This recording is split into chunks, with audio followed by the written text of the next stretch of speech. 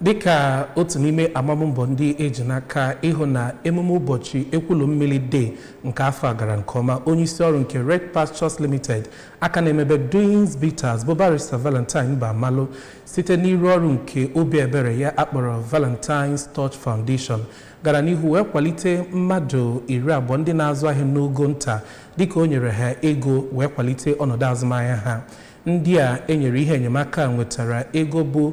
1,100 naira n'otu n'otu. Esere ndị a site n'ogbe dị iche iche enwere n'ekwulu mmiri dị na kansụl ime obodo Nnewi South.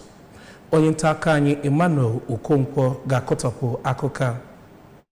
Barrister Bamalụ n'oge gara aga nyekwaziri onyinye gbakọtara bụrụ nde kwuru nde ọkpụrụkpụ ego nye onye meriri na ya bụ ihe ịma aka n'iru ọchịkọba site n'ihe mmemme ọ kpọrọ Doings Bitters TV show nke merube n'oge gara aga na Lagos. Akwụkwara onye tụrụ ugo na ya bụ ihe mmemme ụgwọ ịgaje na-eri anya na mba ndị ọzọ na-abụghị Nigeria ma nyekwazie ya nde kwuru nde ego ọ ga-eji wee gaa bụ njem. Barrister Bamalụ kụziri na ihe kpatara o ji wee nye ndị ahụ bụ ndị oji ego achụ ego ka na-eto eto na azụmahịa ha bụ iji wee hụ na ya bụ ahịa ha na-azụ bụ ihe ga-agbago n'ogogo dị elu ma mee ka ha bụ ndị ga-esi n'ụbịam ọnụ ntụ wee pụta. Onye ji ọkwa manija nke ya bụ otu akpọrọ Valentine's Touch Foundation bụ Maazị Patrick Ugwuegbu kọwara na ndị ahụ niile enyere ya bụ ego iji wee kwanyite azụmahịa ha bụ ndị ụwa na-atụ n'ọnụ, ndị ka na-agbanyesi ike ime ka ahịa ha na-azụ too ma kwee nkwa na ya bụ otu ga-agbanyesi ike ịchịkọba ya bụ ihe mmemme nke ugbo abụọ iji wee hụ na ndị ụwa na-atụ n'ọnụ